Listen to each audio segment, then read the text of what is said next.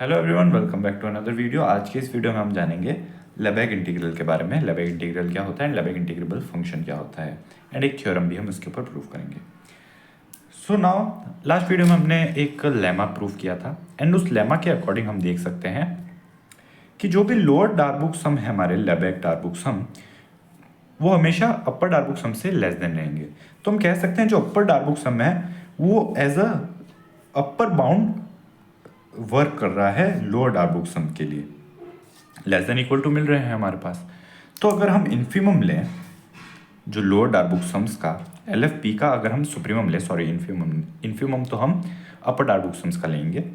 तो सुप्रीमम अगर हम लें एल एफ पी का, तो सुप्रीमम को हम डिफाइन करते हैं एल एंड ई के एक नीचे हम बार डिनोट करते हैं एफ एक्स डी एक्स। तो ये हमारा होता है लोअर लेबेग इंटीग्रल, इसको हम इस तरीके से डिफाइन करते हैं। एंड क्या चीज़ होती है ये हमारे पास कि हमारे पास जो भी एल एफ पी हैं, जो भी हमारे पास लोअर लेबेग डार्बुक सम्स हैं, जितने भी पार्टीशंस हमारे पास बनेंगे, इनफाइनाइट पार्टीशंस हम क्रिएट कर सकते हैं जितना ज़्यादा फाइन करते जाएंगे। तो उनके लिए जो भी हमारे पास एल एफ पी आ रहे हैं उन सब एल एफ पी को हमने इकट्ठा किया एंड वो हमने देखा कि एल एफ पी जो है वो हमेशा less than equal to U F P रहेंगे। यू एफ पी से अगर लेस देन इक्वल टू रहेंगे तो हम इनके लिए एक सुप्रीमम फाइंड आउट कर सकते हैं, बिकॉज अपर बाउंड एग्जिस्ट कर रहा है। तो हमने इनके सुप्रीमम को ही नाम दिया लोअर लेबेग इंटीग्रल, जैसा कि हम रीमान इंटीग्रल में भी लोअर डार्बुक सम्स के सुप्रीमम को लोअर रीमान इंटीग्रल नाम देते थे। सेम वही डेफिनेशंस हैं, बस एक ही मेजर डिफरेंस है, एक ही बेसिक डिफरेंस है जिसके बारे में हमने लास्ट वीडियो में बात की थी। नाउ सिमिलरली अब यहाँ पर अपर के लिए हमें शो करना है तो हम अपर बार शो कर सकते हैं L F X D X is equal to infimum of U F P. अब बिकॉज हमने देखा कि जो भी अपर डार्बुक सम्स है वो less than equal to L F P है, यानी कि अगर हम सभी लोअर डार्बुक सम्स को इकट्ठा करें एंड सभी अपर डार्बुक सम्स को इकट्ठा करें तो जो अपर डार्बुक सम्स हैं वो हमेशा greater than L F P मिल रहे हैं, यानी कि वो लोअर बाउंडेड हैं, नीचे से बाउंडेड हैं। सो हम कह सकते हैं इनका अगर लोअर बाउंड्स एग्जिस्ट कर रहे हैं तो इनका एक ग्रेटेस्ट लोअर बाउंड भी एग्जिस्ट करेगा, यानी इन्फीमम एग्जिस्ट करेगा एंड उसी इन्फीमम को हमने नाम दिया अपर लेबेग इंटीग्रल। अब और हम देख सकते हैं जो अपर Lebesgue integral and lower Lebesgue integral हैं वे हमारे पास बाउंडेड हैं। यहाँ पर अपर के लिए हमारे पास अपर बार आना चाहिए, ये बाउंडेड है। अपर बाउंड इनका यू एफ पी है एंड लोअर बाउंड इनका एल एफ पी है। तो लेबेग इंटीग्रेबल फंक्शन हम किसे कहेंगे? तो लेबेग इंटीग्रेबल फंक्शन हम ऐसे एक फंक्शन को कहेंगे, अभी हम बाउंडेड फंक्शंस की बात कर रहे हैं, तो F B A bounded function defined on measurable set E, F is said to be L integrable, जैसा कि आर इंटीग्रेबल था। तो एल इंटीग्रेबल हम तब कहेंगे जब lower Lebesgue integral is equals to upper Lebesgue integral. जब दोनों इंटीग्रल इक्वल हो जाए तब इसे कॉमन वैल्यू को हम लेबेग इंटीग्रल या फिर एल इंटीग्रल कहते हैं of E F on E, measurable set E, and denote इसे किया जाता है L of F X D x, and यहाँ पर ई से हम डिनोट कर रहे हैं बिकॉज रीमान में तो हम ए टू बी इस तरीके से डिफाइन कर देते थे इंटीग्रल को, बिकॉज रीमान में हमारे पास सिर्फ एक ही केस होता था, हम इंटरवल की ही बात करते थे, तो ए से भी इंटरवल होता था। बट यहाँ पर इंटरवल के ओवर हम सम नहीं कर रहे हैं, ओवर इंटीग्रेशन नहीं कर रहे हैं, हम सेट्स के ऊपर कर रहे हैं, तो इसलिए हम ई से डिनोट कर रहे हैं।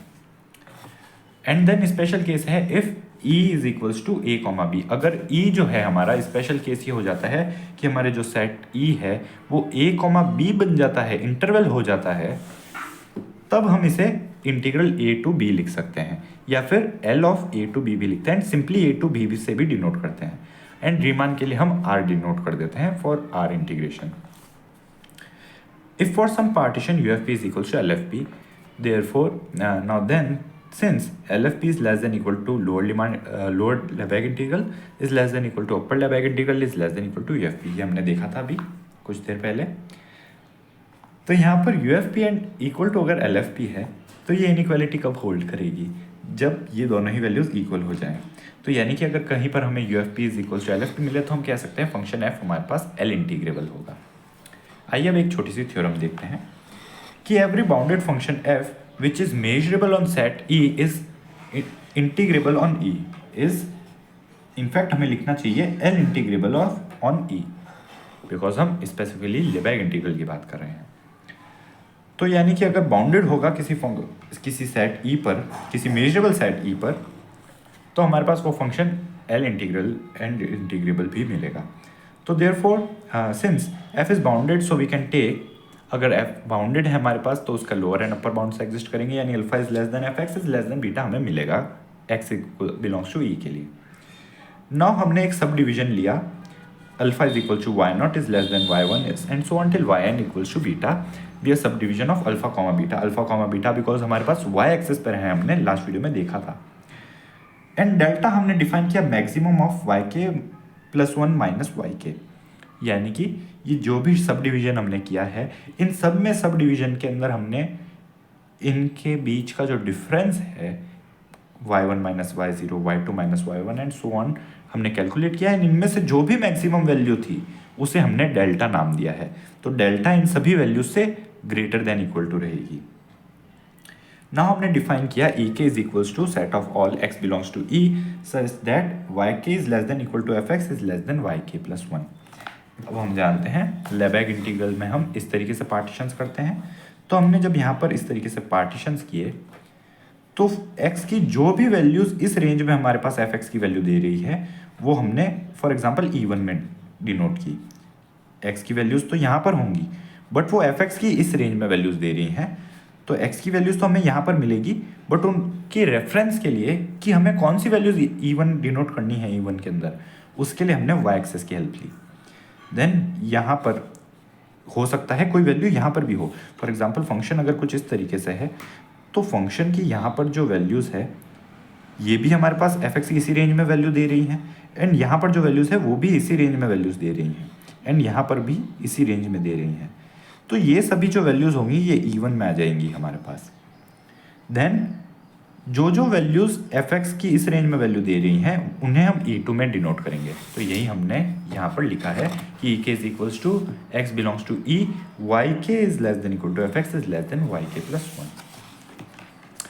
नाउ ऑब्वियसली जब हमने ई के इस तरीके से पार्टीशंस किए हैं, कंपोनेंट्स क्रिएट किए हैं, तो इनका यूनियन तो हमें ई ही मिल रहा है बिकॉज हमारे पास ये जितने भी हैं इनका जब हम यूनियन करेंगे तो टोटल मेजरेबल सेट ई ही मिलेगा बिकॉज जितने भी एक्स की वैल्यूज़ हैं जो फंक्शन की वैल्यू दे रही हैं वो किसी ना किसी सेट में इंक्लूड हो जाएंगी एंड इनका इंटरसेक्शन हमारे पास 5 है। Now since f is measurable on E, therefore sets ek are measurable and so measure of E is equals to union k equal to 0 to n minus 1 measure of ek।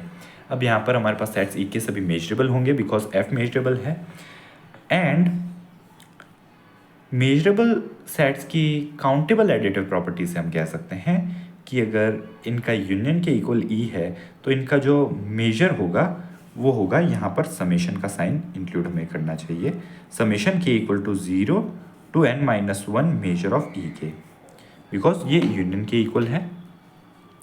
Thus P is equals to E naught E1 and so on E n minus 1 is measurable partition of E, यानी कि measurable partition हुआ and measurable partition है तो इसके लिए हम UFP minus LFP लिख सकते हैं, समेशन के equal to 0 to n minus 1 MK minus small MK M E के, जहाँ पर कैपिटल M के तो क्या है हमारे पास सुप्रीमम है fx का। अगेन उसी तरीके से इंटरवल के अंदर y के प्लस 1 माइनस वाई के लिए एंड जो स्मॉल y के है स्मॉल m के है वो हमारे पास इन्फीमम है एंड मेजर ऑफ e के हमने कंसिडर किया। नाउ हमारे पास जो सुप्रीमम होगा, अगर आप यहाँ पर देखिए, अगर हमारे पास वाई एक्सिस पर हम बात जब कर रहे हैं तब हमने इस तरीके से पार्टीशन किए हैं तो यहाँ पर इन्फीमम क्या होगा एम के, वो हमारे पास वाई के हो जाएगा एंड कैपिटल एम के जो कि हमारे पास सुप्रीमम है वो वाई के प्लस 1 हो जाएगा। यही हमने यहाँ पर डिनोट किया है बिकॉज यहाँ पर वाई एक्सिस पर तो हमें साफ दिख रहा है कि लेसर वैल्यू क्या है एम के है and greater value capital M K है, तो हमने यही डिनोट किया। Now Y K plus 1 minus Y K हमने इसे डिनोट किया। नाउ जो भी हमारे पास वाई के प्लस 1 है ऑलराइट एंड माइनस वाई के जो है, तो ये जितनी भी वैल्यूज आएंगी वो सभी डेल्टा से लेसर देन रहेंगी हमारे पास। तो हमने यहाँ पर डेल्टा डिनोट किया, एंड डेल्टा डिनोट करते ही हमारे पास जो इक्वालिटी थी वो साइन हमारे पास इक्वालिटी का चेंज हो गया लेस देन इक्वल टू में। इसे आप ऐसे समझिए कि for example y1 minus y0 था हमारे पास, इनटू कोई m1 था हमारे पास, मेजर m1 मान लीजिए, and plus y2 minus y1 था एंड मेजर m2 था।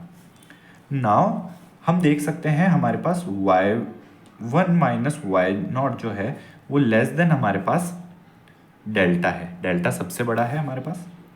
सो इनटू m करेंगे तब भी हमें लेस देन मिलेगा, एंड y2 माइनस y1 जो है हमारे पास वो भी लेस देन डेल्टा है, तो इनटू m करने पर ये भी लेस देन डेल्टा मिलेगा। तो इनका सम करने पर m1 एंड m2 इधर लिया है हमने, तो सम करने पर हमें क्या मिलेगा, डेल्टा अगर हम कॉमन लें तो डेल्टा m1 प्लस m2। तो यही चीज़ हमने यहाँ पर लिखी है less than equal to delta, and यहाँ पर समेशन 0 से लेके n-1 तक है। यहाँ पर हमने दो टर्म्स के लिए बात को लिखा, तो मेजर ऑफ ई के हमें मिला। So UFP minus LFP is less than equal to delta into measure of E, यानी कि UFP माइनस LFP हमें less than equal to delta into measure of E मिल रहे हैं। अब हम देख सकते हैं अगर हम डेल्टा को अप्रोच करें 0 पर, if you take delta approaches to 0, यानी कि जो यहाँ पर डेल्टा अप्रोचेस टू 0 करने का मतलब क्या हुआ, डेल्टा अप्रोचेस टू 0 करने का मतलब हुआ कि जो हमारे पास ये जो सब डिवीजन है y एक्सिस पर, इनकी जो लेंथ है ये कम हो रही है।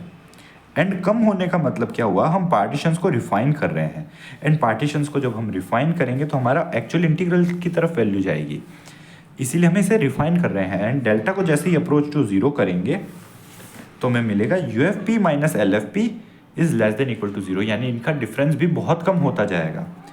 Now but UFP minus LFP हमेशा ग्रेटर देन इक्वल टू 0 रहेगा, तो इससे हमें क्या मिला, UFP minus LFP equal to 0 मिला जब हमारे पास डेल्टा अप्रोचेस टू 0 हमने कंसिडर किया, तो UFP इक्वल टू LFP हमें मिल गया। एंड सो हम कह सकते हैं UFP इक्वल टू LFP हमें मिला है, इसलिए जो हमारा फंक्शन f होगा वो L इंटीग्रेबल होगा। Alright, so this was all in this video, and अगर आपको वीडियो पसंद आए तो लाइक ज़रूर कीजिएगा, एंड अगर आप चैनल पर नए हैं तो सब्सक्राइब ज़रूर कीजिएगा। मिलते हैं नेक्स्ट वीडियो में, तब तक के लिए take care and thanks for watching.